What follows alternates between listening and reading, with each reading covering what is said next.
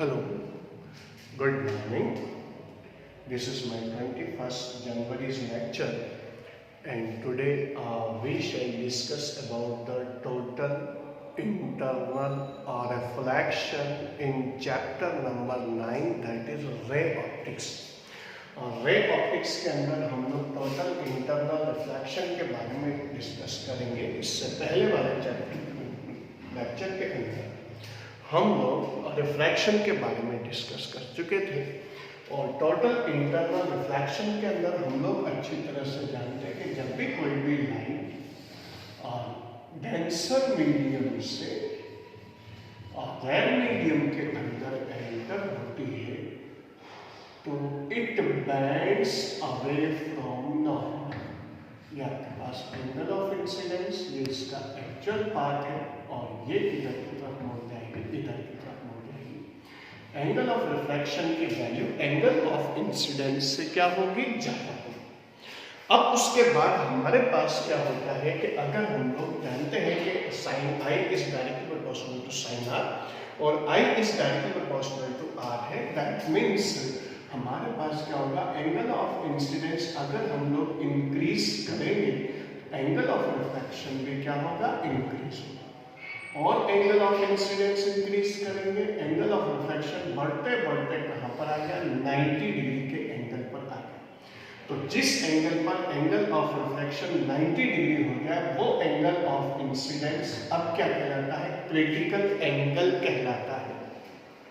अगर हम लोग इस क्रिटिकल एंगल से, critical angle is the angle of incidence at which the angle of refraction is 90 degree और बिकम्स 90 डिग्री, उसी को हम लोग क्रिटिकल एंगल के नाम से जानते हैं।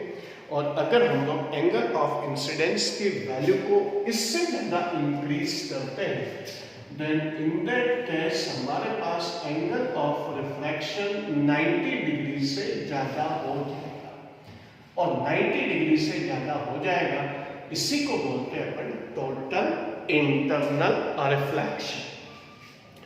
टोटल वर्ड क्यों आया, क्योंकि हमारे पास क्या होता है कि नॉर्मल जो रिफ्लेक्शन होता है उसमें कोई भी लाइट किसी सरफेस के ऊपर इंसिडेंट होती है तो उसका कुछ पार्ट एब्जॉर्ब हो जाता है, कुछ पार्ट ट्रांसमिट हो जाता है, और बचा हुआ पार्ट ही क्या होता है, रिफ्लेक्ट होता है।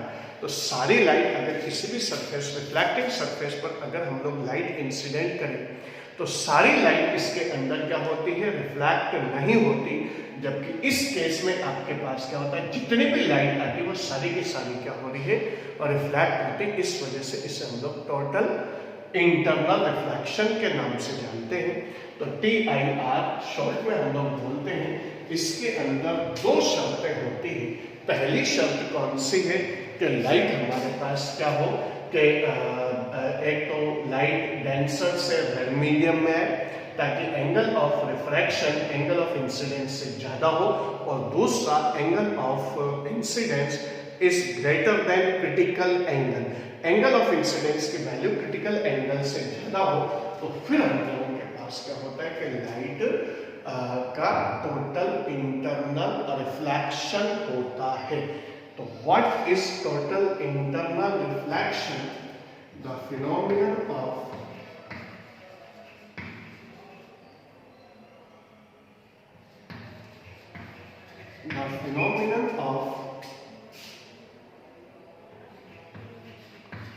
reflection of light from denser to a rare medium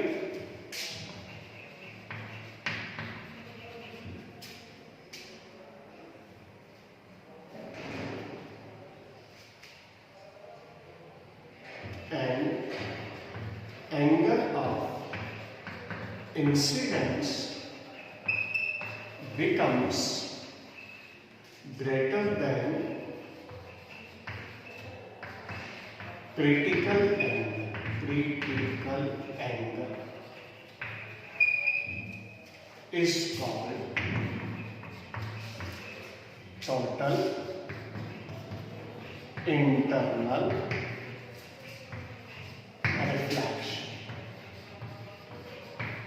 यही चीज क्या कहलाती है, टोटल इंटरनल रिफ्लेक्शन कहलाती है।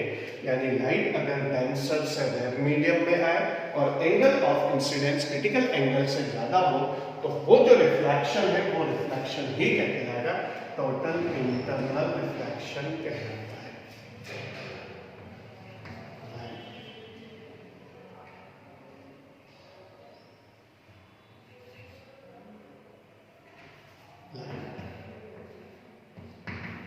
Incident from denser to rare medium and angle of incidence becomes greater than critical angle is called total internal reflection। इसमें जितनी भी लाइट इंसिडेंट होती है सारी की सारी रिफ्लेक्ट होती है। इस वजह से TIR से मिलने वाली इमेज हमें शार्प और इसके अंदर है जो बिल्कुल शार्प और क्लियर इमेज ऑब्टेन होती है in comparison to reflection of light. क्योंकि रिफ्लेक्शन ऑफ लाइट में जो भी लाइट इंसिडेंट होती है वो सारी की सारी रिफ्लेक्ट नहीं होती है। ये चीज आपके पास कहलाती है टोटल इंटरनल रिफ्लेक्शन। और इसके अंदर आपके पास कंडीशन फॉर TIR के अंदर दो कंडीशन होती है। फर्स्ट कंडीशन होती है लाइट इंसिडेंट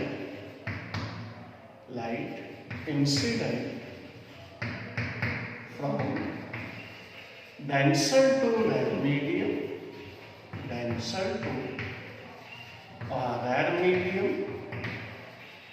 और सेकंड है आपके पास light incident from denser to rare medium।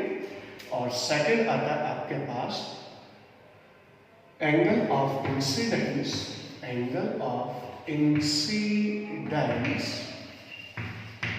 is greater than critical angle। और क्रिटिकल एंगल क्या होता है,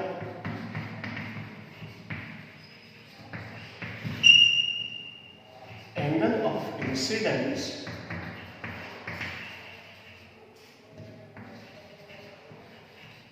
at which angle of incidence at which angle of refraction becomes 90 degree is called critical angle। इसी को हम लोग किस नाम से जानते हैं, क्रिटिकल एंगल के नाम से जानते हैं। तो यहाँ पर हमारे पास TIR के अंदर जो वो फिनोमिनन ऑफ रिफ्लेक्शन जिसके अंदर लाइट डेंसर से रेयर मीडियम में आए और angle of incidence becomes greater than critical angle is called total internal reflection. दो कंडीशन होती है इसकी, पहली लाइट डेंसर से रेयर मीडियम में आएगी और दूसरी angle of incidence critical angle से क्या होता है, ज्यादा होता है। और क्रिटिकल एंगल वो एंगल ऑफ इंसिडेंस होता है जिस पर एंगल ऑफ रिफ्लेक्शन क्या होता है, 90 डिग्री होता है। फ्यू सेकंड्स में आप लोगों को दे देता हूं, if you want to note it down.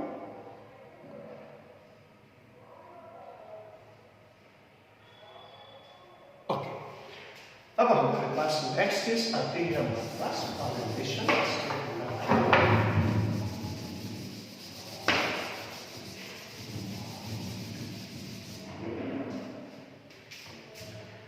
कि अगर मान लो थोड़ी देर के लिए आपके पास रेयर मीडियम है, मान लो इससे मैं वाटर कंसीडर कर लेता हूँ और इससे मैं एयर कंसीडर कर लेता हूँ।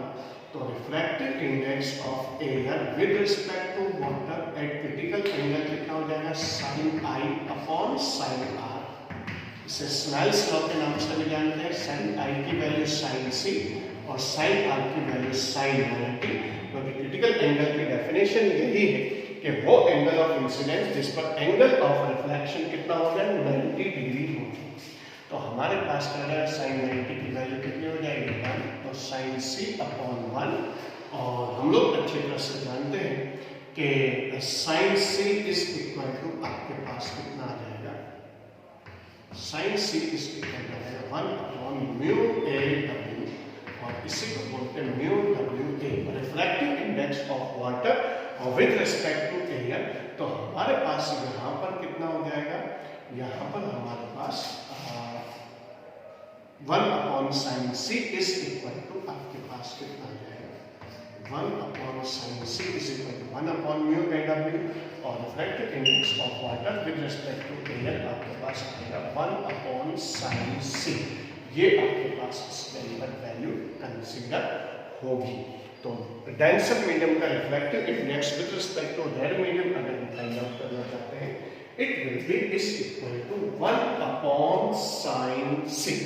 ये आपके पास इसके अंदर पूरी इंफॉर्मेशन हमारे पास आ गई। What is TIR? TIR is the phenomenon of reflection when light incident from denser to rare medium and angle of incidence becomes greater than critical angle is called total internal reflection TIR। इसके अंदर जितनी भी light incident होती सारी की सारी ही क्या होती है, रिफ्लेक्ट होती है। इस वजह से इससे ऑब्टेन होने वाली इमेज जनरल जो रिफ्लेक्शन होता है उससे मिलने वाली इमेज के कंपैरिजन में क्या होती है, ज़्यादा ब्राइटर होती है, ज़्यादा शार्प होती है। और इसकी जो इमेज है नॉर्मल रिफ्लेक्शन से मिलने वाली इमेज है वो क्या होती है, फेंट और डल होती है।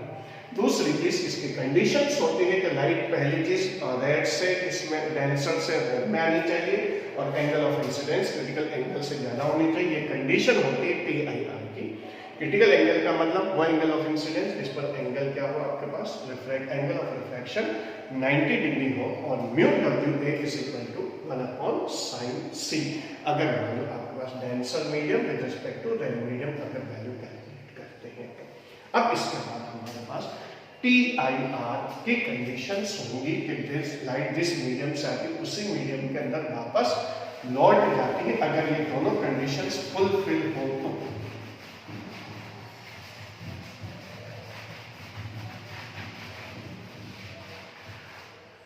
अब आता है हमारे पास applications of TIR। Applications of TIR, total internal और रिफ्लेक्शन की एप्लीकेशंस क्या क्या होती है। सबसे पहली एप्लीकेशन इसके अंदर होती है मिराज।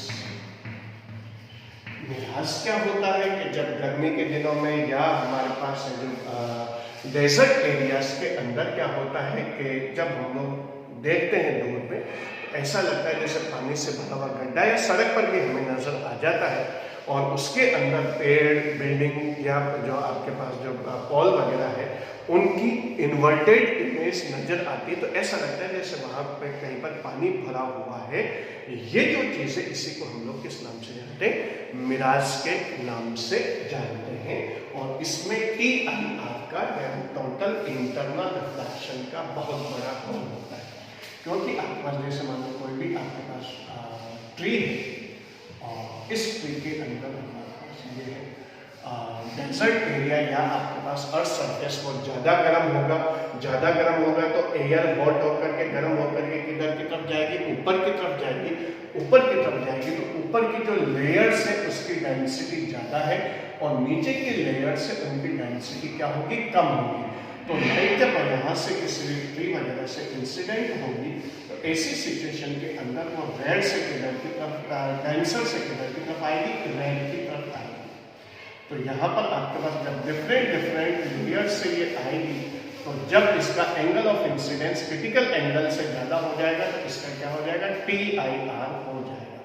यहाँ से आपके पास आएगी ये आपके पास अवे फ्रॉम नॉर्मल, फिर आपके पास angle of incidence critical angle से ज़्यादा हो गया, I is greater than C, तो इसका क्या हो गया, TIR। ये आपके पास डेंसर मीडियम या आपके पास नीचे वाला जो मीडियम है वो क्या होते जाएंगे, रेयर होते जाएंगे। तो लाइट जब डिफरेंट लेयर से आएगी तो उसके अंदर क्या होगा, denser to rare first condition fulfil होगी। जब डिफरेंट लेयर से TIR होते एंगल ऑफ इंसिडेंस बढ़ता जाएगा, जब angle of incidence critical angle से ज़्यादा हो जाएगा तो TIR हो जाएगा। अगर कोई पर्सन इसे देख रहा है तो ऐसी सिचुएशन के अंदर ये वाली चीज यहाँ की जगह पर यहाँ से आती हुई महसूस होती है और हमें ट्री का इन्वर्टेड इमेज ऑब्टेन होती है।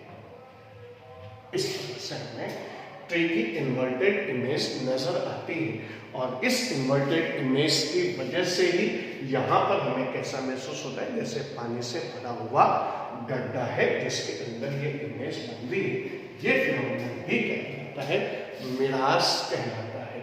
दूसरा एप्लीकेशन इसके अंदर हमारे पास आता है total internal glass prism. Total internal glass prism के अंदर भी हमारे पास क्या होता है कि जो ग्लास प्रिज्म है वो ग्लास प्रिज्म के अंदर TIR का कंसेप्ट होता है। बेसिक चीज यही याद रखनी है कि लाइट रेयर से लेंसर से किस में आनी चाहिए, रेयर में आनी चाहिए, और angle of incidence critical angle से क्या होना चाहिए, ज्यादा होना चाहिए। हम लोग अच्छी तरह से जानते हैं कि ग्लास का जो रिफ्रैक्टिव इंडेक्स होता है वो 1.5 होता है और उसका करस्पॉन्डिंग क्रिटिकल एंगल करीब करीब आपके पास 40 से लेकर के 42 तक या 39 से 40 से लेकर के 42 के बीच में उसका क्रिटिकल एंगल हम लोगों को मिलता है, 42-43 के आसपास आता है। तो यहाँ पर हमारे पास क्या होगा कि इस फिनोमिनन को यूज करके हम लोग लाइट रे को 90 डिग्री से, 180 डिग्री से और 360 डिग्री से क्या करते हैं, डेविएट कर देते हैं TIR का कंसेप्ट यूज करके। तो जैसे मान लो हमारे पास टोटल इंटरनल ग्लास प्रिज्म के अंदर हम लोग इस तरह का प्रिज्म हम लोग इसके अंदर यूज करते हैं, ग्लास का प्रिज्म है। यहाँ से लाइट इंसिडेंट हुई, इंसिडेंट होते ही और ये रेड से इधर की तरफ जाएगी, डेंसर के अंदर जाएगी, डेंसर के अंदर जाएगी तो परपेंडिकुलर इंसिडेंट होती है तो किसी तरह का कोई डेविएशन नहीं, सीधी की सीधी आ जाएगी। ये इसका नॉर्मल है। तो ये वाला जो एंगल है ये आपके पास 45 होगा, 45 होगा तो ये क्रिटिकल एंगल जो कि करीब करीब 42 के आसपास होता है उससे ज्यादा हो गया। अब लाइट डेंसर से किस में जा रही है, रेयर के अंदर जा रही है और इंसिडेंट हो रही है और angle of incidence critical angle से ज्यादा है तो लाइट क्या हो जाएगी, रिफ्लेक्ट हो जाएगी। यानी कि एंगल ऑफ इंसिडेंस अगर 45 है तो क्रिटिकल एंगल भी कितना हो जाएगा, एंगल ऑफ रिफ्रैक्शन भी कितना हो जाएगा, 45। और इस तरह से लाइट इसके परपेंडिकुलर होगी, यहाँ पर कोई रिफ्रैक्शन नहीं होगा, सीधी की सीधी। इस तरह से हम लोग क्या करते हैं, इस टोटल इंटरनल ग्लास प्रिज्म की हेल्प से TIR का फिनोमिनन यूज करते हुए लाइट को कितने एंगल से डेविएट कर देते हैं, 180 के एंगल से, 90 डिग्री के एंगल से क्या कर देते हैं, डेविएट कर देते हैं। दूसरा कंसेप्ट जो हमारे पास इसके अंदर यूज होता है जिसमें 90 डिग्री से हमारे पास क्या होता है कि 180 डिग्री से हम लोग लाइट रे को क्या करते हैं, डेविएट कर देते हैं। ये 90 का एंगल है इसके अंदर, लाइट यहाँ से इंसिडेंट हुई, इंसिडेंट होते परपेंडिकुलर है, अनडेविएटेड इसके अंदर एंटर हो जाएगी। यहाँ पर एंगल ऑफ इंसिडेंस 45 का है, TIR होगा क्योंकि डेंसर से रेयर में जा रही है और एंगल ऑफ इंसिडेंस 42 जो है वो क्रिटिकल एंगल से यानी 45 इसका होगा, क्रिटिकल एंगल करीब 42 होता है तो ये इससे क्या हो जाएगा, TIR हो जाएगा। यहाँ पर यह 45 तो ये एंगल भी आपके पास 45 होगा। फिर उसके बाद यहाँ पर भी आपके पास 45 का एंगल आएगा तो वापस से TIR होगा और लाइट 180 के एंगल से डेविएट हो जाती है। यहाँ पर ये इधर आ गए, यहाँ गए, दो TIR की, सिंगल TIR की हेल्प से हमारे पास क्या होता है, लाइट 90 डिग्री से डेविएट हो जाती है और डबल TIR का यूज करके हम लोग लाइट को क्या करते हैं कि 180 डिग्री के एंगल से इसे क्या कर देते हैं, डेविएट कर देते हैं। कंसेप्ट वही है, denser to rare medium, angle of incidence is greater than which is 45 is greater than the critical angle which is near about 42 degree. तो यहाँ पर इसका TIR आपके पास हो जाएगा कितने डिग्री से, 180 डिग्री के एंगल से। यहाँ पर डेविएट कितने होगी, 90 डिग्री से डेविएट होगी। और एक तीसरा कंसेप्ट इसके अंदर और आता है जिसमें 360 से डेविएट होती है। तो यहाँ पर भी हम लोग क्या करते हैं कि वही 90 डिग्री का एंगल हम लोग इसके अंदर फॉर्म करते हैं। 90 डिग्री का फॉर्म करने के बाद लाइट यहाँ से इंसिडेंट हुई, इंसिडेंट होने के बाद क्या होगा, ये इसके अंदर एंटर होगी, एंटर होने के बाद यहाँ पर आपके पास क्या होगा, वही डेंसर से rare medium, angle of incidence आपके पास 45 डिग्री का होगा which is greater than critical angle. 45 degree के एंगल से ये इधर की तरफ जाएगी और इसके बाद TIR के बाद यहाँ से इसका रिफ्रैक्शन होकर के ये क्या हो जाती है, बाहर निकल जाती है। इस तरह से हमारे पास लाइट को हम लोग कितने एंगल से 360 डिग्री के एंगल से क्या कर देते हैं, डेविएट कर देते हैं। पहले केस में हमने प्रिज्म का शेप इस तरह से रखा 90 डिग्री से सिंगल TIR, दूसरे के अंदर हमने प्रिज्म के अंदर शेप इस तरह से रखा डबल TIR से 180 डिग्री। इसमें 2 बार रिफ्रैक्शन होगा और 2 बार ही हमारे पास क्या होगा, इसके अंदर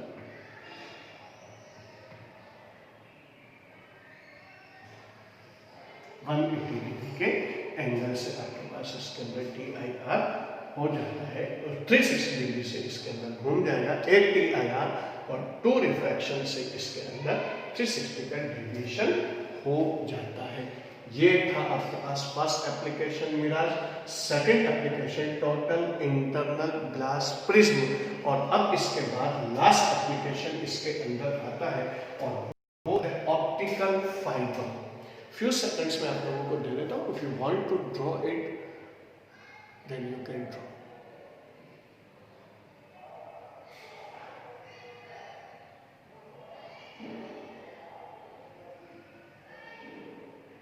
Okay, now we move to next.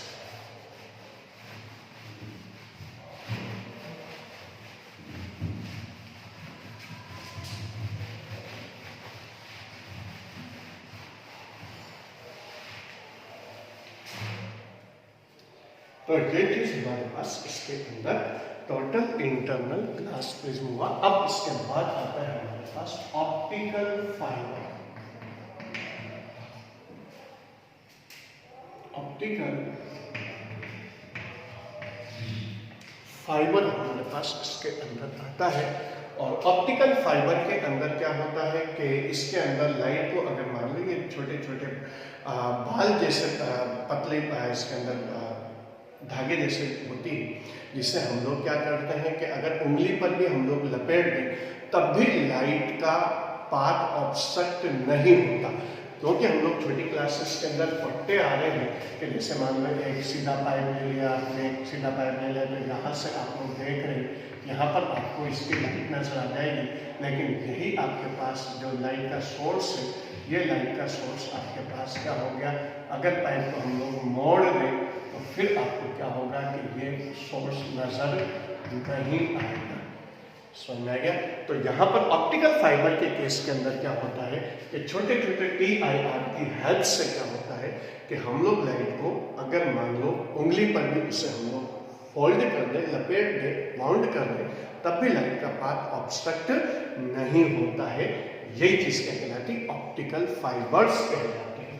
तो ये क्या होती है कि बहुत पतले बाल जैसे ही इसके अंदर क्या होते हैं, धागे जैसे होते हैं और इन सब के आपके पास इन्हीं को हम लोग ऑप्टिकल फाइबर्स के नाम से जानते हैं।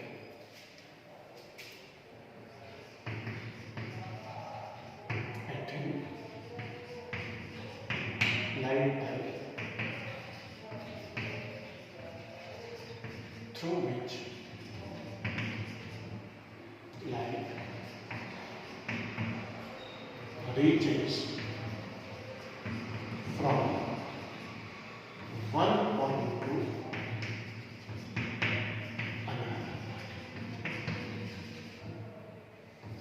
with the help of TIR, total internal reflection, are called optical fiber. इन्हीं को हम लोग किस नाम से जानते हैं, ऑप्टिकल फाइबर्स के नाम से जानते हैं। अब TIR इनके अंदर कैसे होता है कि इसके अंदर क्या होता है कि एक सेंट्रल पार्ट होता है जिससे हम लोग कोर के नाम से जानते हैं। इसकी साइज होती है करीब करीब 10⁻⁻⁶ मीटर यानी माइक्रोमीटर के रेंज के अंदर होती है और इसके ऊपर एक पतली सी लेयर होती है। ये रीजन कहलाता है कोर रीजन।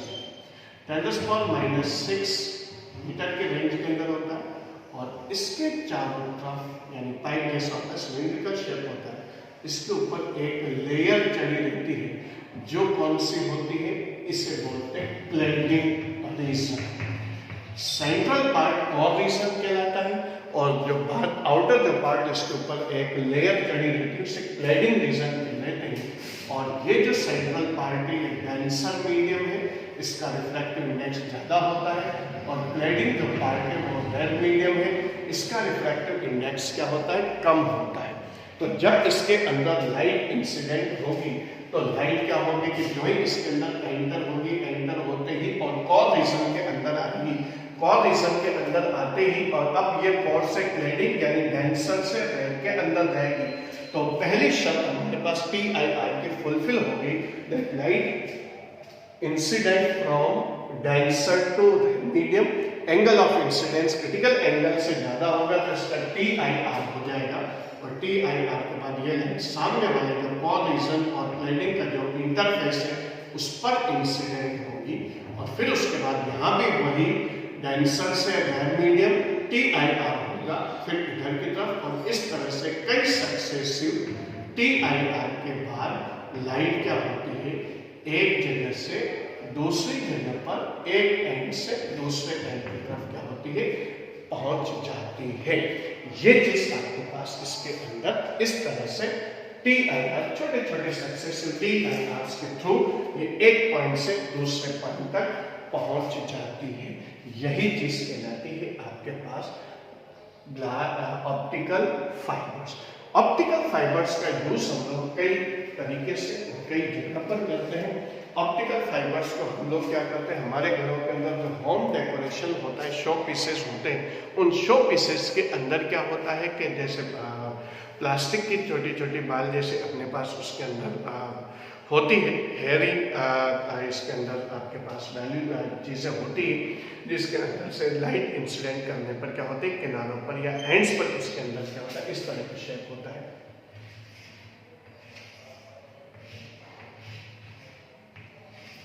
इस तरह से डिफरेंट ऑप्टिकल फाइबर्स होते हैं।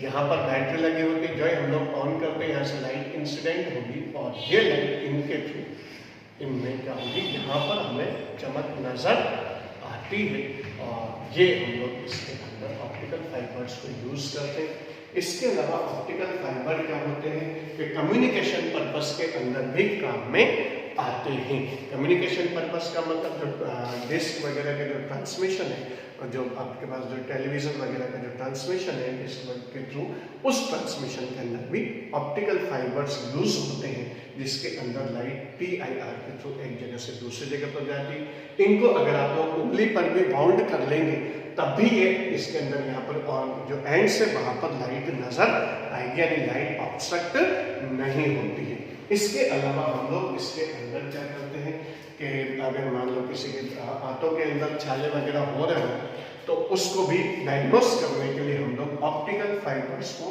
काम में ले लेते हैं। इसके अंदर एक ऑप्टिकल जो पाइप है वो पेट के अंदर डाला जाता है, उसमें माइक्रो कैमरा लगा रहता है, और माइक्रो कैमरा फोटो सेंड करता है जो ऑप्टिकल फाइबर्स के थ्रू, जो ऑप्टिकल पाइप के अंदर होते हैं उसके थ्रू, TIR के थ्रू क्या होते हैं, बाहर स्क्रीन पर हम लोग देख सकते हैं। तो इस तरह से हम लोग पेट के अंदर अगर अल्सर वगैरह हो रहे हो, स्टोमक अल्सर वगैरह हो रहे हो, या कोई घाव हो रहा हो, उस चीज को भी हम लोग डायग्नोस कर देते हैं, जिसमें ऑप्टिकल फाइबर्स यूज होते हैं। तो पहली चीज तो आपके पास किसके अंदर होगा, हमारे पास होम शो पीसेस के अंदर होते हैं। दूसरा टीवी एंड डिस्क ट्रांसमिशन के अंदर इसका यूज किया जाता है। तीसरा स्टोमक अल्सर,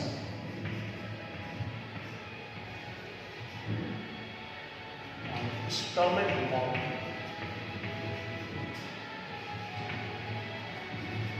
डायग्नोस करने में इसको काम में लेते हैं हम लोग।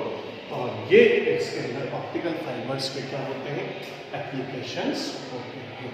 तो ये कुछ पॉइंट्स इसी के साथ हमारा TIR वाली चीज कंप्लीटली फिनिश हो जाती है। फ्यू सेकंड्स में आप लोगों को दे देता हूँ, उसके बाद फिर हम लोग हमारी क्लास को, आज की क्लास को ऑफ कर देते हैं।